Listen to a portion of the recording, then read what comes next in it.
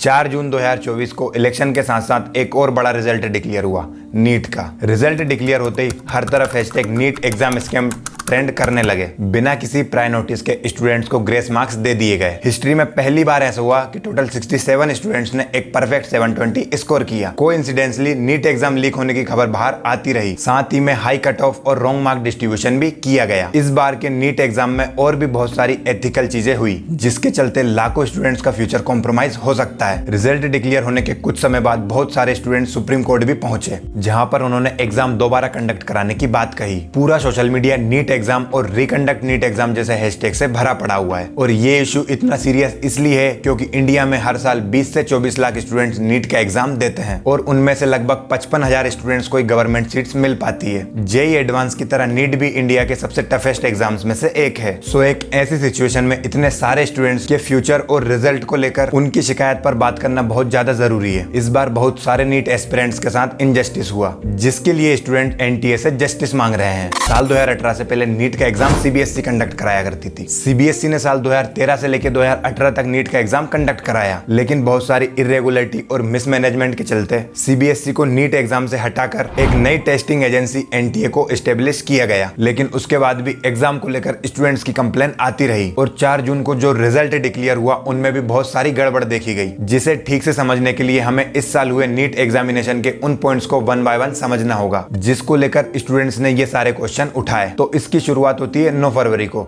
जिस दिन एग्जामिनेशन के लिए ऑनलाइन रजिस्ट्रेशन फॉर्म भरे गए। डेट लिमिट खत्म हो जाने के बाद इस लिमिट को 16 मार्च तक बढ़ा दिया गया। अब यहाँ तक सब कुछ बहुत ठीक चल रहा था, लेकिन इसके बाद एनटीए का एक बहुत बड़ा कंट्रोवर्शियल मूव देखने को मिला। एनटीए 9 और 10 अप्रैल को यानी कि 2 दिनों के लिए नीट एग्जामिनेशन के ऑनलाइन रजिस्ट्रेशन को फिर से ओपन कर देता है। इस चीज को लेकर काफी सारे सवाल खड़े किए गए कि जब ऑलरेडी डेट बढ़कर रजिस्ट्रेशन की प्रोसेस पूरी हो चुकी थी, तो फिर सिर्फ बाद में 2 दिनों के लिए ऑनलाइन रजिस्ट्रेशन ओपन क्यों किए गए? क्या स्टूडेंट्स ने फिर से रजिस्ट्रेशन ओपन करने की अपील की थी?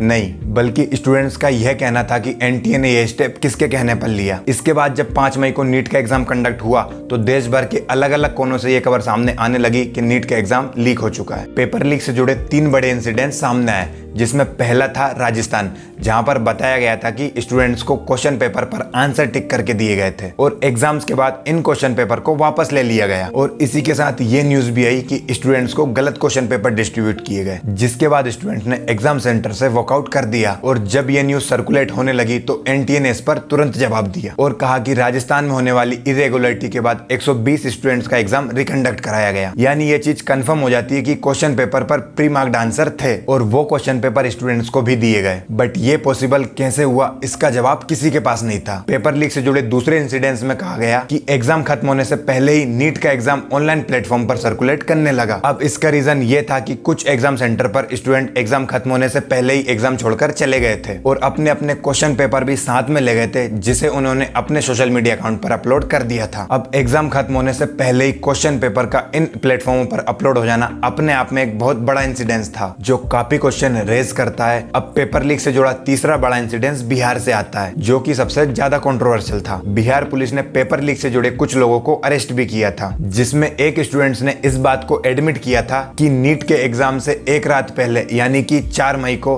30 स्टूडेंट्स को question paper with answer provide किए गए, जिसके लिए उनसे 30 से 50 लाख रुपए लिए गए। इस पूरे बिहार वाले इंसिडेंट से यह साफ हो जाता है कि इस बार का नीट का एग्जाम लीक हुआ था, जिसके लिए पूरी तरीके से रिस्पॉन्सिबल एनटीए है। अब नीट एक ऐसा एग्जाम है जिसके लिए हर साल लाखों स्टूडेंट्स अपना ईयर ड्रॉप करते हैं, घर से दूर रहकर कोचिंग करते हैं और अपने कई साल इस चीज में इन्वेस्ट कर देते हैं, सिर्फ इस एक एग्जाम के कट ऑफ को क्लियर करने के लिए। लेकिन इन इंसिडेंट से नीट एग्जाम की क्रेडिबिलिटी बहुत ज्यादा गिर जाती है और एक वो स्टूडेंट्स अपने आप में और सिस्टम में अपना कॉन्फिडेंस पूरी तरीके से लूज कर देगा, जिसने कई साल अपने नीट की तैयारी में दे दिए थे। जिस एग्जाम पर देश के यूथ का फ्यूचर इस हद तक डिपेंड करता है, अगर उसमें इस तरीके का मिसमैनेजमेंट और पेपर लीक जैसी एक्टिविटीज देखने को मिलेगी तो फिर मतलब ही क्या रह जाएगा ऐसे एग्जाम्स को कंडक्ट कराने का और सारे गवर्नमेंट कॉलेजेस में इतनी हाई कट ऑफ रखने का। अब पेपर लीक के अलावा टॉप रैंकर्स पर भी बहुत सारे क्वेश्चन रेज किए गए। सो 4-5 ऑल इंडिया रैंक 1, 68 और 69 वाले स्टूडेंट्स के बीच बहुत सारी सिमिलरिटीज देखने को मिली, जैसे कि इनके रोल नंबर्स लगभग सेम है, इनका एग्जामिनेशन सेंटर सेम है जो कि मोस्टली हरियाणा में है, और इनमें से किसी भी स्टूडेंट्स का सरनेम नहीं लिखा गया था। अब लॉजिकली देखा जाए तो ये सब कोइंसिडेंस नहीं हो सकता, तो हाई पॉसिबिलिटी है कि इस पर्टिकुलर एग्जामिनेशन सेंटर में कुछ ना कुछ गड़बड़ जरूर हुई होगी। नीट वाले स्टूडेंट्स का इस साल एक और सबसे बड़ा कंसर्न है हाई कट ऑफ। जिस भी स्टूडेंट्स ने अपने हार्ड वर्क और डेडिकेशन के थ्रू एक अच्छा स्कोर अचीव किया वो बिल्कुल वेस्ट हो चुका है। तो इस बार के नीट एग्जामिनेशन में 67 स्टूडेंट्स की ऑल इंडिया रैंक 1 आई है, यानी कि एक परफेक्ट 720 का स्कोर। फॉर रेफरेंस 660 नीट में बहुत अच्छा स्कोर माना जाता है, लेकिन इस बार के कट ऑफ का हाल ये है कि 720 में से 660 लाने वाले स्टूडेंट की रैंक 20,000 के आसपास है, जबकि लास्ट ईयर 660 मार्क्स लाने वाले स्टूडेंट्स की रैंक 4500 के आसपास थी। मतलब सिर्फ एक साल में एग्जामिनेशन का कट ऑफ 5 गुना से बढ़ गया। इतने सारे टॉपर्स होना अपने आप में एक इम्पॉसिबल बात है। तो अब एनटीए ने इसका जवाब दिया कि सभी 67 स्टूडेंट्स टॉपर्स नहीं है, सिर्फ 23 स्टूडेंट्स ने एक परफेक्ट 720 खुद से स्कोर किया है, बल्कि 44 स्टूडेंट्स को एनटीए ने ग्रेस मार्क्स दिए थे। एनटीए का कहना था कि वो 44 स्टूडेंट्स जिन्होंने फिजिक्स के क्वेश्चन का गलत आंसर दिया था उन्हें ग्रेस मार्क्स दिए गए हैं, क्योंकि वो पुरानी एनसीईआरटी को फॉलो कर रहे थे, जबकि नई एनसीईआरटी में उसे करेक्ट कर दिया गया था। यानी इसमें स्टूडेंट्स की कोई गलती नहीं थी, इसलिए उन्हें एक्स्ट्रा ग्रेस मार्क्स दे दिए गए थे। बट ये क्राइटेरिया स्टूडेंट्स को पहले मेंशन क्यों नहीं किया गया था और इस चीज का कोई नोटिस क्यों नहीं आया था, इसका जवाब एनटीए के पास नहीं था। तो क्या एनटीए ने हर उस स्टूडेंट्स को ग्रेस मार्क्स दिए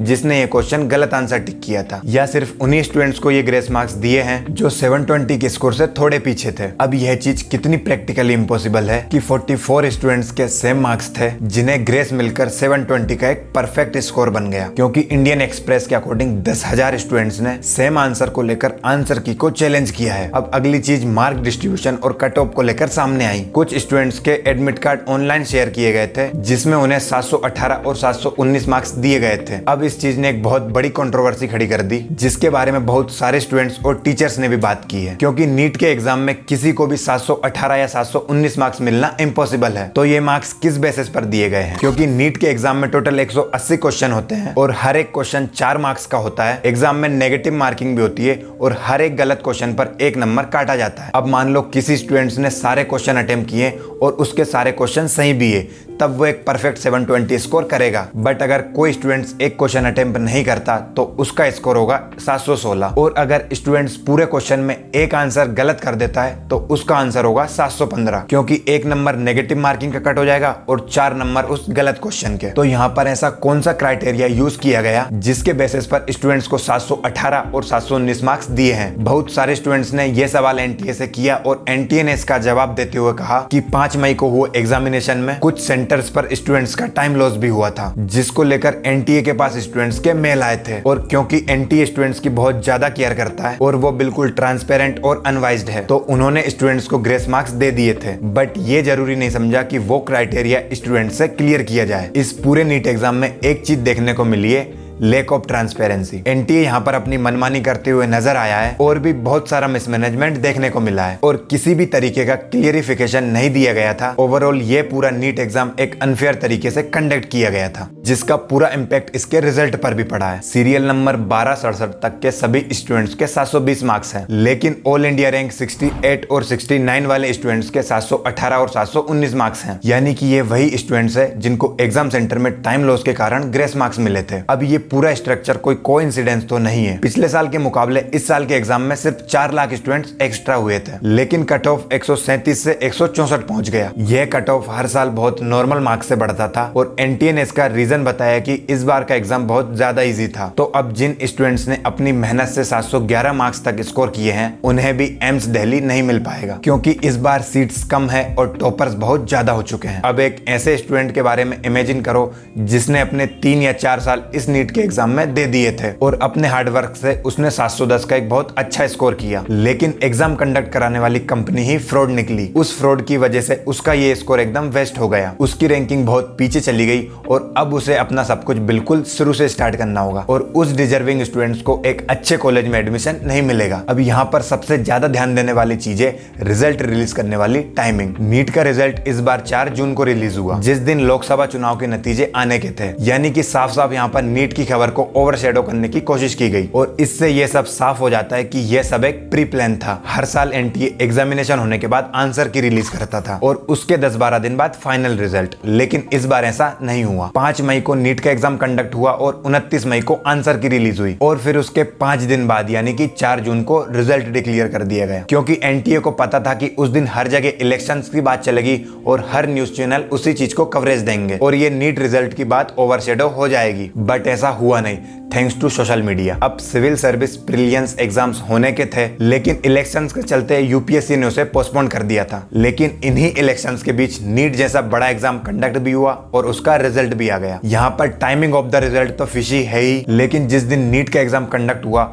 उसी दिन एग्जाम को लेकर बिहार में कुछ लोगों की एफआईआर भी हुई, जबकि एनटीए का कहना था कि कोई भी पेपर लीक नहीं हुआ। इसका मतलब ये चीज 100% श्योर है कि एनटीए को इस बार के रिजल्ट का बिल्कुल पता था कि इस बार के रिजल्ट में बहुत सारी गड़बड़ है और वो नहीं चाहते थे कि स्टूडेंट्स तक ये बातें पहुंचे और स्टूडेंट्स उन पर फिर से क्वेश्चन रेज करें। काफी हद तक एनटीए इस चीज में सक्सेसफुल भी हो गया था। किसी भी मेन स्ट्रीम मीडिया ने इस मामले को 2 दिन तक कवरेज नहीं दी थी। ट्विटर के थ्रू इस पूरे केस को अटेंशन मिली थी। अभी किसी भी कॉस्ट पर नीट को रिकंडक्ट कराना होगा, जिसमें स्टूडेंट्स एक बहुत क्रूशियल रोल प्ले करते हैं। स्टूडेंट्स की यह आवाज ज्यादा से ज्यादा दूर तक पहुंचनी चाहिए ताकि एक फेयर तरीके से एग्जाम हो सके और यह प्रैक्टिस फ्यूचर में रिपीट ना हो। और अगर ऐसा होता है तो बहुत सारे स्टूडेंट्स का अपने एजुकेशन सिस्टम पर से विश्वास उठने लगेगा। अब सच ये है कि इस पूरे केस में बहुत सारे स्टूडेंट्स और उनकी फैमिली बहुत ही नेगेटिव तरीके से इंपैक्ट हुए हैं, चाहे वो फाइनेंशियल स्टेज की बात हो या फिर मेंटल स्टेज की। तो बहुत ज्यादा जरूरी है कि इस पूरे इंसिडेंट्स की एक सीरियस इंक्वायरी की जाए ताकि लाखों स्टूडेंट्स का फ्यूचर सिक्योर हो सके। तो आज की इस वीडियो में बस इतना ही। अगर वीडियो पसंद आया तो लाइक, कमेंट एंड शेयर।